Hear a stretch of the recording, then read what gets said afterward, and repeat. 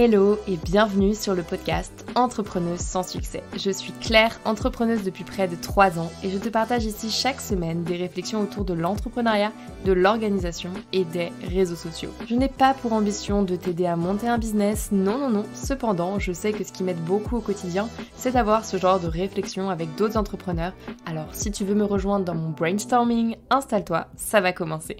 Hello à tous, j'espère que vous allez bien. Bienvenue dans ce nouvel épisode. Je suis très contente de vous retrouver aujourd'hui pour un épisode un peu spécial dans lequel je vais vous partager 3 anecdotes. C'est pas les pires, c'est les plus surprenantes, les choses, les situations les plus incroyables que j'ai pu vivre. De toute façon, vous allez vous dire que c'est de la merde, mais les situations les plus fun que j'ai vécues, on va dire, depuis que je suis entrepreneuse. Et la semaine dernière, il n'y a pas eu d'épisode exceptionnellement parce que j'ai tout simplement attrapé le Covid et je n'étais pas très bien, en tout cas ma voix n'était pas du tout apte à enregistrer un épisode de podcast, mais me voici en bien meilleure forme, donc je vais en profiter pour vous enregistrer ce petit épisode. Si ce podcast vous plaît et que vous avez déjà pris l'habitude d'aller chaque semaine l'écouter, n'hésitez pas à me mettre une petite note sur la plateforme d'écoute sur laquelle vous êtes en train de l'écouter. Si vous êtes sur YouTube, vous mettez un petit pouce en l'air, n'hésitez pas à me laisser un petit commentaire, cela me fera le plus grand plaisir.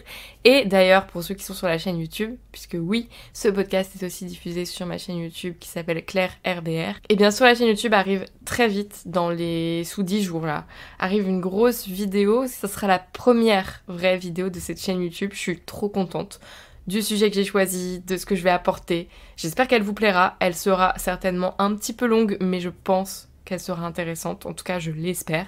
Donc bref, aujourd'hui on va commencer sans plus tarder avec 3 anecdotes d'entrepreneuses. Donc je les ai nommées, premièrement, comment j'ai trouvé ma première mission freelance, parce que ça a été la galère. La deuxième s'appelle comment j'ai closé un client alors qu'elle venait pour un simple post Instagram. Elle venait pour de l'influence, ça c'était très drôle aussi. Et enfin, la première fois que j'ai réussi à dire non à une mission. Bref, je ne vous en dis pas plus. Et on va commencer tout de suite avec la première anecdote. Alors, comment j'ai trouvé ma première mission freelance ? Alors déjà, il faut savoir, ceux qui me suivent depuis un long moment le savent déjà, mais que je me suis lancée en freelance en plein confinement. C'était pas du tout prévu. Je n'avais pas prévu qu'il y aurait le Covid, le confinement, tout ça. Le Covid qui me suit encore. En fait, j'ai démissionné de mon taf avant le Covid. Et si vous voulez, genre la date de la fin de mon préavis, j'ai réellement terminé mon ancien job. C'était 2 semaines avant le premier confinement. Non, même pas 2 semaines. En vrai, je dis 2 semaines, je pense que c'était 1 semaine avant parce que je me souviens que j'avais pris des vacances, j'étais à Londres et que en fait à Londres on ne savait pas si on allait pouvoir terminer notre voyage puisque ça commençait à parler de confinement, etc. Bref, c'était un autre monde, hein. Et donc à ce moment-là, je voulais me lancer en freelance en tant que développeuse. J'avais déjà quelques missions, parce que de base j'étais dev, hein. J'avais déjà quelques missions, enfin je les avais pas signées, mais j'avais quelques clients qui étaient intéressés, on était en discussion. Et de toute façon, comme j'étais en vacances, je voulais prendre 2 semaines, donc on avait dit on se recontacte à telle date, telle date, telle date. Je vous laisse imaginer que cette fameuse date auquel on s'est recontacté, il y a eu le confinement entre-temps, et donc toutes mes missions se sont vues annulées. Donc, quand je me suis lancée, en gros, au tout début, impossible de trouver une mission. Je postulais sur toutes les plateformes qu'on m'avait conseillées, j'étais vraiment partout, sur Coworkies, je sais même plus si elle existe encore celle-là, Malte, etc. Malte c'est la plus connue, Comet, bref. J'étais sur toutes les plateformes, je ne recevais aucun message, personne voulait de moi, mais en fait c'est pas personne voulait de moi, c'est que les entreprises étaient frileuses à l'idée de prendre des freelances en pleine période de confinement, ils étaient eux-mêmes en panique pour leur activité, ce qui est totalement compréhensible. Donc quand on est en panique pour son activité, la première chose qu'on fait c'est se séparer des freelances, parce qu'au final c'est beaucoup plus simple de se séparer d'un freelance que de se séparer d'un CDD ou d'un CDI, enfin sauf si ce freelance est si important, mais en vrai normalement tu recrutes pas des freelances pour des tâches qui sont essentielles à la vie de ta boîte. Donc je me retrouve à chercher des missions, c'était très compliqué. Et en parallèle, comme certains le savent déjà, j'ai lancé ma première chaîne YouTube, Bright Future, sur laquelle je publiais au début vraiment une vidéo tous les jours. J'avais jamais fait de vidéo, je me suis dit ok, il te faut un objectif de confinement sinon tu vas péter ton crâne. Et donc vraiment j'étais à une vidéo par jour et tous les jours je trouvais un nouveau sujet et ça me chauffait de ouf de la filmer le matin, la monter l'après-midi, la publier le soir. Et franchement je trouvais ça drôle, j'étais pas très douée. À l'époque vraiment faut pas aller regarder ces vidéos, on peut pas dire que j'étais douée. Mais de toute façon faut faire pour apprendre, donc je suis très contente d'avoir fait ça à ce moment-là. Et donc sur cette chaîne YouTube, je parlais essentiellement à des collégiens, à des lycéens sur l'orientation et je leur présentais un peu toutes les options qu'ils avaient après le bac et puis même évidemment aussi tous les différents bacs qu'il existe et puis également comment réussir à être plus productif, réussir à s'organiser. Eux-mêmes étaient bloqués chez eux sans professeur, enfin professeur à distance, etc. C'était compliqué. Donc au final, ma chaîne a eu plutôt une bonne résonance à ce moment-là. En tout cas, je pense que je me suis lancée au bon moment puisque assez vite, j'ai eu 300 à 1000 abonnés. Je sais pas quand sont arrivés les 1000, mais je dirais en moins de 6 mois. Ce qui est beaucoup sur YouTube, ça paraît que dalle sur Instagram, mais sur YouTube, en vrai, c'est plutôt intéressant comme stat. Je commençais à avoir pas mal de vues. Et en fait, je me suis dit, ok, en fait, t'es douée pour ça. Et les gens me le disaient, genre, merci pour ta vidéo, elle est incroyable. D'ailleurs, ma vidéo la plus vue, c'est toujours une vidéo tournée en confinement. Hein. Et en fait, j'en suis arrivée à la conclusion que je ne voulais plus être développeuse, même si j'adore ça. Et c'est aussi pour ça qu'aujourd'hui, je me rabats sur du no-code, etc. Parce que vraiment, passion pour la logique, en fait, tout simplement. Je voulais vraiment intégrer une startup dans l'éducation. Donc là, j'avais déjà postulé, je vais pas mentir, je m'étais déjà fait jeter plusieurs fois, d'Open Classroom, donc je repostule, etc. Et ils ne veulent toujours pas de moi. Je ne sais même pas si ma candidature est arrivée jusqu'au bout. La première fois, elle est arrivée jusqu'au bout, j'ai même été dans les locaux pour passer un entretien, et en fait là, ils se sont rendus compte de la supercherie, parce que j'avais postulé à un job d'ingénieur pédagogique, et je n'étais pas du tout ingénieur pédagogique. Je leur avais juste dit que j'étais passionnée par l'éducation, et eux de m'expliquer que c'était un vrai métier, ce que aujourd'hui je conçois totalement. Mais bref, pour l'anecdote, je me suis fait jeter d'Open Classroom à plusieurs reprises. Et donc là, à ce moment-là, ma stratégie n'était plus d'aller sur toutes les plateformes, Malte, etc. Parce que mauvaise expérience, franchement, surtout pendant le Covid. Toutes les personnes qui me contactaient, c'était des personnes qui avaient un side project et qui étaient là en mode « J'ai besoin d'un dev, mais je peux pas le payer. » Et moi, j'étais là genre « Alors moi, j'ai besoin d'un appart et je peux pas le payer. » Donc il me faut vraiment de l'argent, en fait, et ce n'est pas négociable. Et donc c'était waouh. Les plateformes, je ne recommencerai pas. Je pense que mon profil existe toujours, mais je n'y vais plus, hein. Ne me contactez pas là-dessus, ça ne marchera pas, vous n'aurez personne au bout. Et donc je surveille, genre vraiment quotidiennement, les annonces qui sont postées sur Welcome to the Jungle.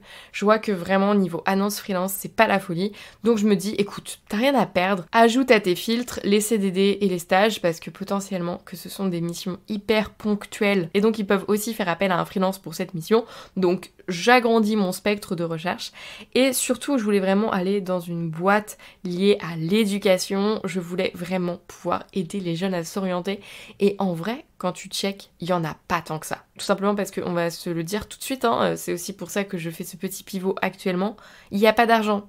Voilà, les établissements scolaires n'ont pas d'argent, l'éducation nationale n'a pas choisi de mettre de l'argent là-dedans non plus, et après les parents ne voient pas l'importance de l'orientation pour leur enfant.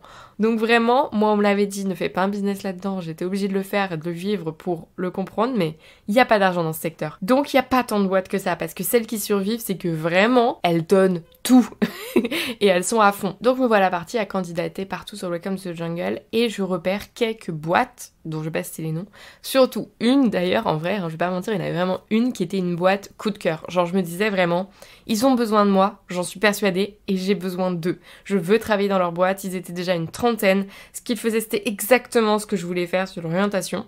Donc j'avais vraiment très envie de bosser pour eux en freelance, et à ce moment-là, ils proposaient justement une offre en freelance, très rapidement, parce que vraiment je me suis donnée sur la lettre de motivation et tout ce qui s'ensuit.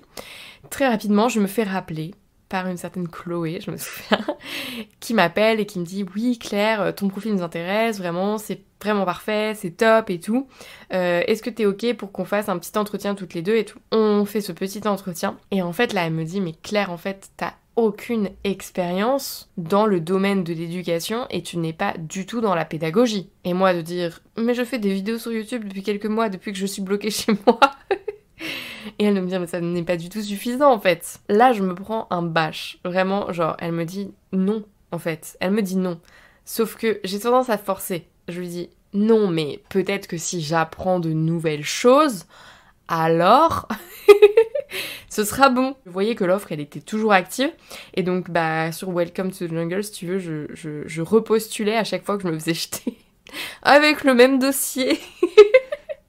Là, vous devez vous dire que je suis une vraie forceuse. Mais en vrai, j'étais dans une situation aussi, tu sais, c'est l'instinct de survie. J'en ferai tout un podcast certainement sur l'instinct de survie, parce que j'en viens à penser que si tu n'es pas dans cette situation, dans l'entrepreneuriat en tout cas, tu ne pourras pas réussir. T'es obligé d'arriver, en gros, au pied du mur pour réellement on va dire, sortir le meilleur de toi.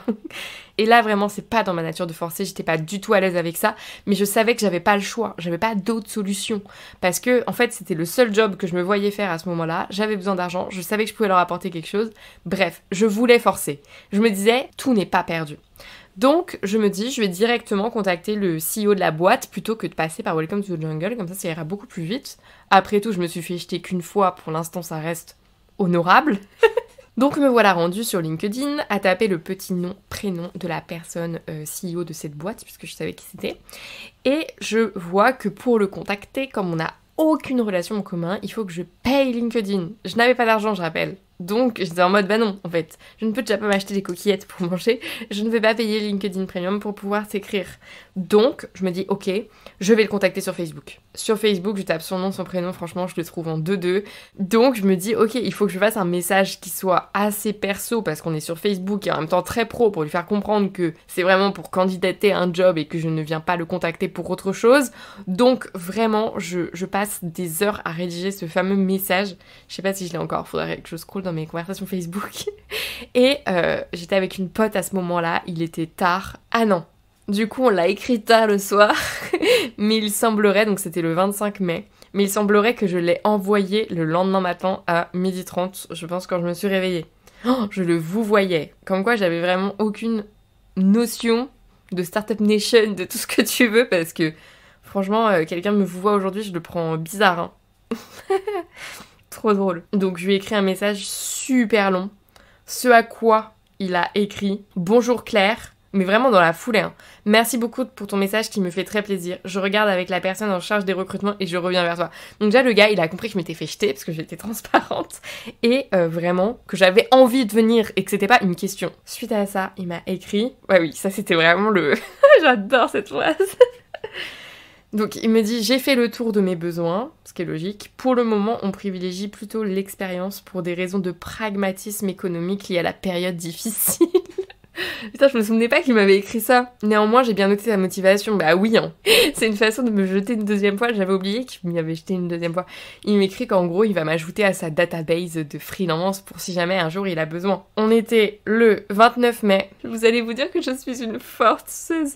Mais donc du coup, le 1er juin, je reviens à la charge. Je me souvenais pas que j'avais autant forcé. J'adore.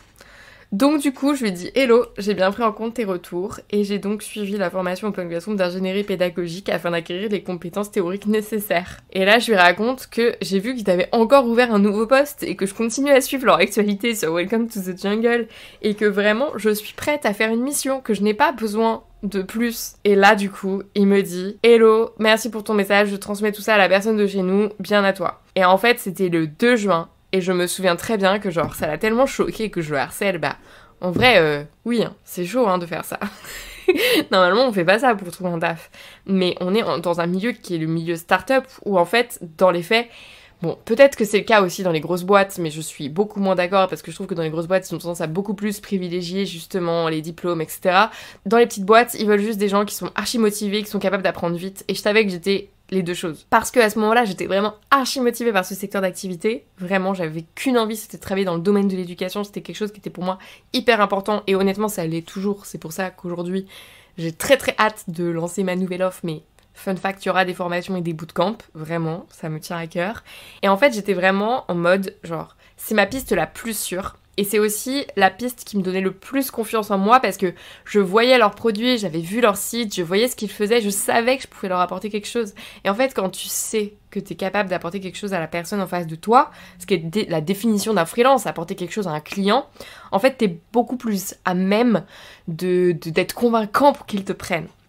Et en fait, je vous donne le fin mot de l'histoire. Suite à ça, il m'a appelé. Donc, j'ai pas les traces des appels dans les messages Messenger, mais suite à ça, il m'a appelé et on a discuté, donc avec la personne en charge des recrutements aussi. Et il m'a dit, écoute, en fait, je kiffe ce que tu fais. Juste, en fait, on sait pas où te mettre. Donc, en fait, eux, ce qu'ils faisaient, c'est qu'ils avaient en fait une plateforme dédiée uniquement à l'orientation pour chaque classe. C'est-à-dire que ça allait de la 4e, je crois, voire 5e. Il y avait un programme 5e, mais vraiment, on conseillait à partir de la 4e jusqu'à la terminale, que ce soit un bac général technologique pro, il y avait toutes les filières, et en fait on vendait ce produit aux établissements scolaires directement pour aider en fait les professeurs principaux dans l'orientation de leurs élèves. Et il se trouvait que c'était l'année de la réforme du bac, et qu'il y avait donc le nouveau bac, donc il fallait refaire tout le programme, de toute façon un programme ça se refait régulièrement, mais surtout il fallait y intégrer la préparation du grand oral, puisque le grand oral en gros c'était une épreuve dans laquelle ils intégraient justement de l'orientation scolaire. Donc il m'a dit ok, je veux que tu bosses sur ce sujet, je veux que tu nous fasses une série d'une dizaine de vidéos pour préparer le grand oral. J'étais évidemment la plus heureuse parce que j'étais en mode putain c'est un truc de ouf. Et mes vidéos elles sont toujours dispo d'ailleurs sur YouTube, sur leur chaîne, hein, pour info, si quelqu'un veut aller chercher. Et elles ont fait beaucoup de vues d'ailleurs, elles ont vraiment énormément plu et elles ont été intégrées au programme de terminale. Donc c'est une très belle histoire, c'est comment j'ai réussi à trouver cette putain de mission. Et bien c'est grâce à du harcèlement en DM sur Facebook. J'ai envie de vous dire ne faites pas ça, mais j'ai aussi envie de vous dire si vous êtes au pied du mur, faites-le en fait.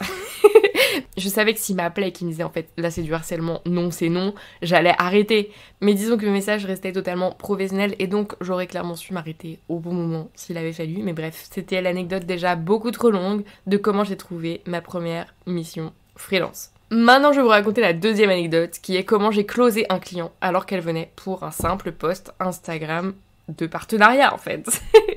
Alors à ce moment-là, ma chaîne YouTube Brave Future, elle commençait à bien percer, on va dire. Elle avait un peu moins d'1 an, mais je commençais à avoir pas mal de vues, notamment sur ma vidéo sur les études de médecine.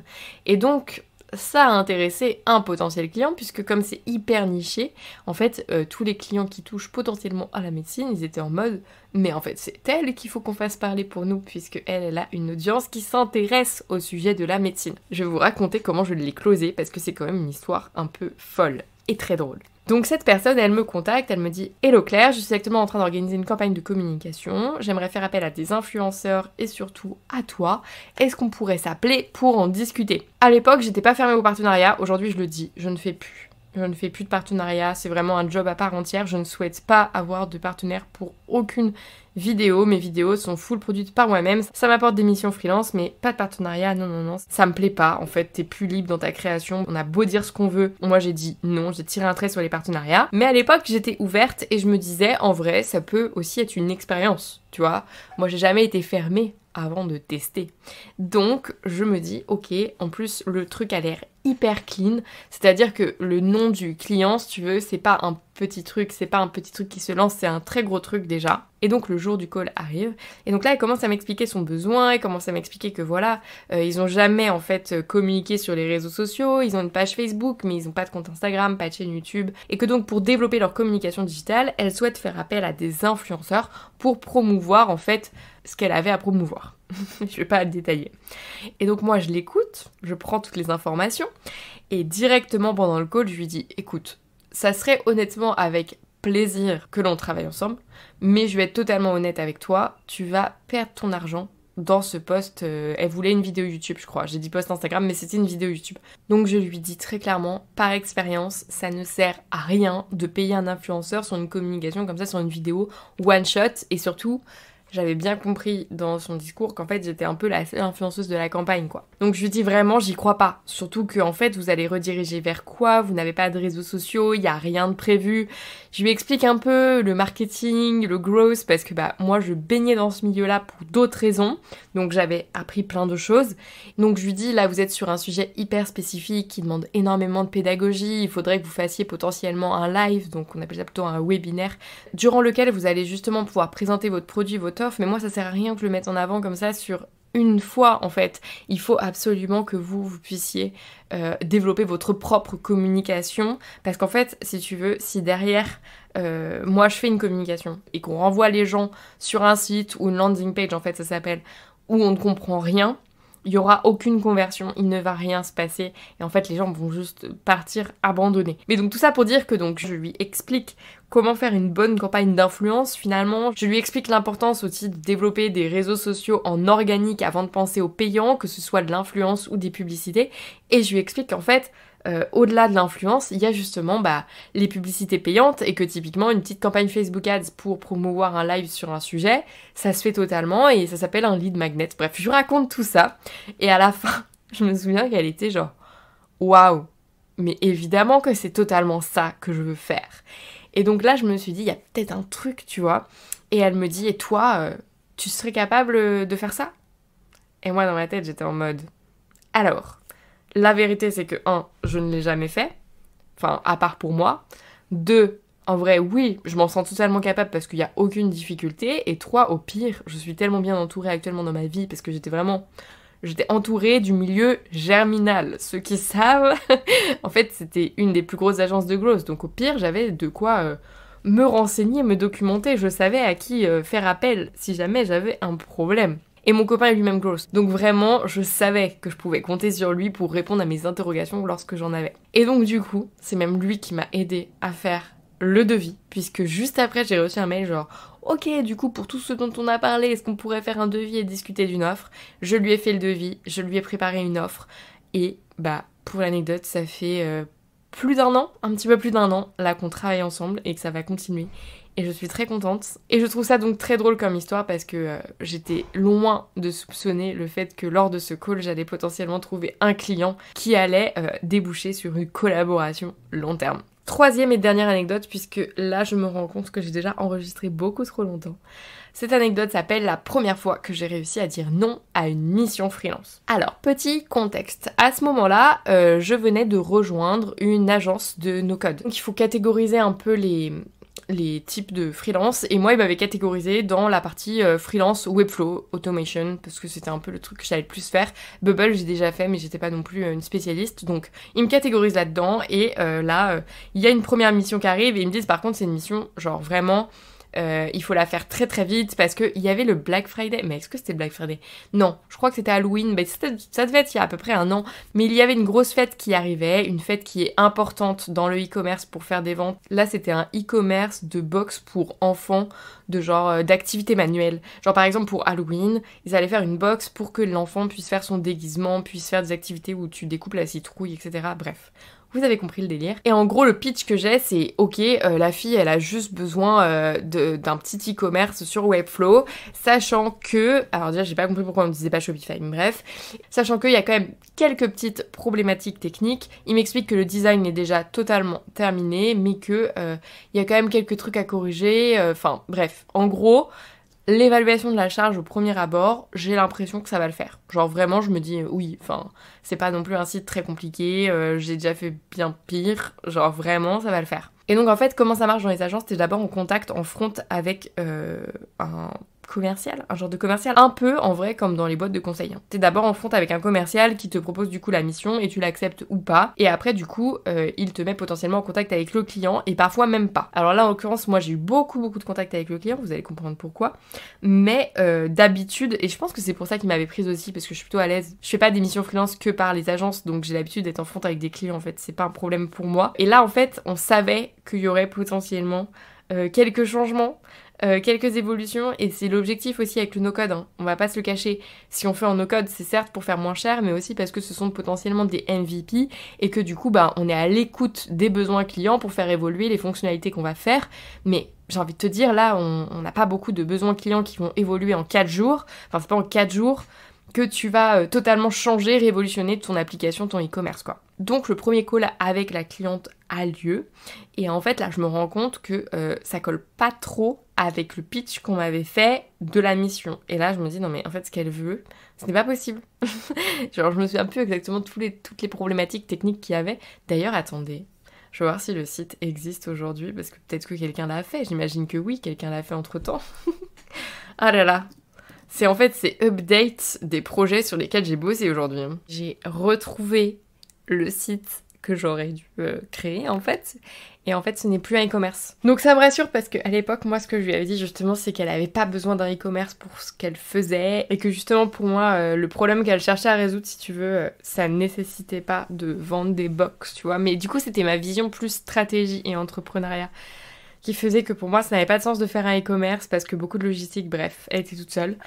Et donc du coup bah ça me rassure parce que maintenant elle fait des guides pour parents pour créer des activités à la maison, et du coup bah ce n'est plus un e-commerce, c'est des solutions digitales pour trouver des livres d'activités, et je trouve ça hyper bien. Bref voilà, c'était la petite pause dans cet épisode news de ce projet. Mais donc ce que j'ai pas dit, oui aussi, c'est que la cliente, donc, elle était anglaise, je sais plus. En tout cas, toutes les discussions avaient lieu en anglais. Bon, moi, c'était pas forcément un problème, mais j'avoue que avec mon commercial, du coup, qui était à l'étranger, il était, je crois, en Amérique du Sud, plus elle qui était anglaise, entre les réunions qui avaient lieu à 22h et le fait que ce soit en anglais, j'étais en mode « Ouloulou !» Un petit peu fatigant tout ça.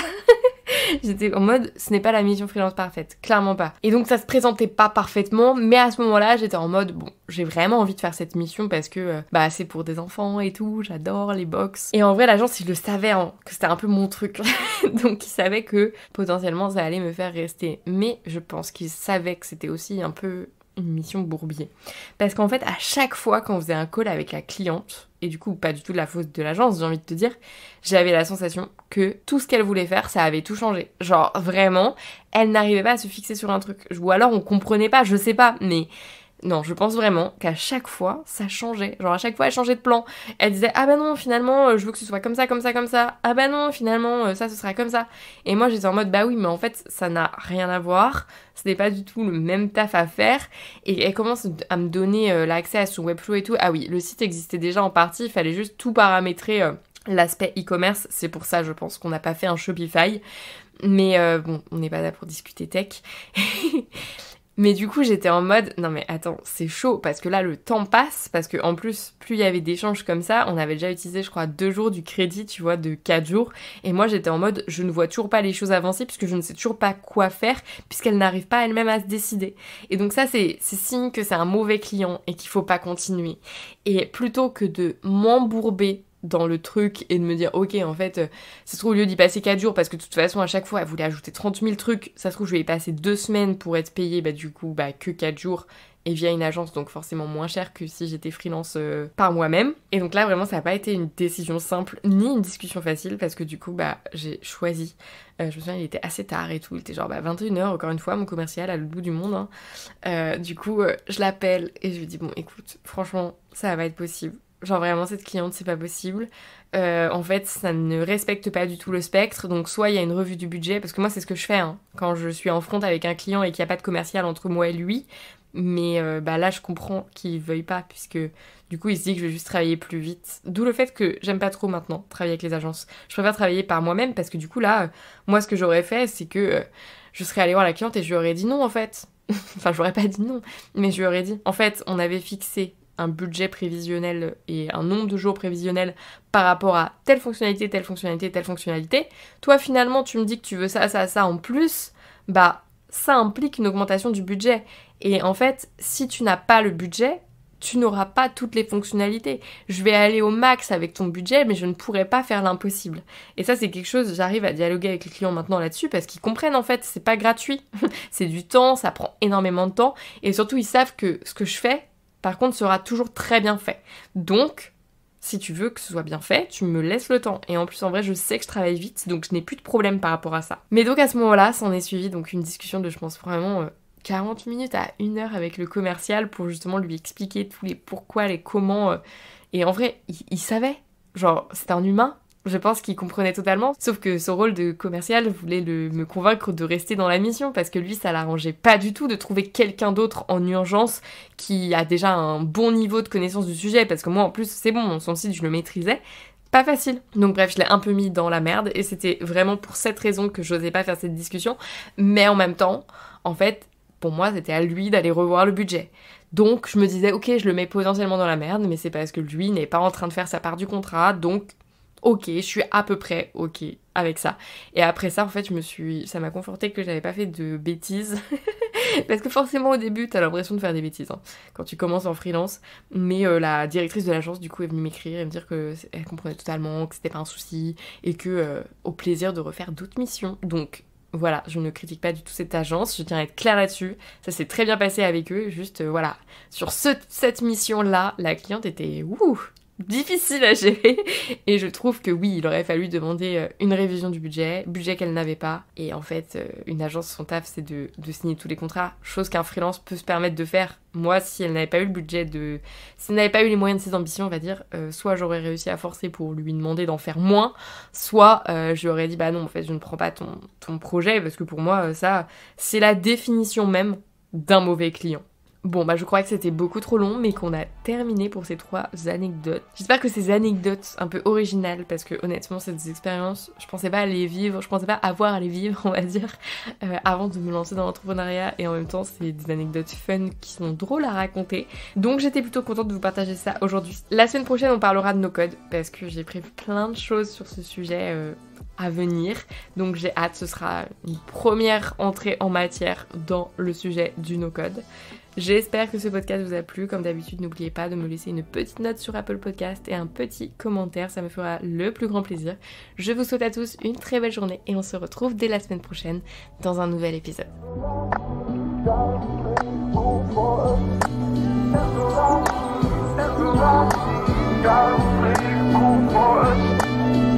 Gotta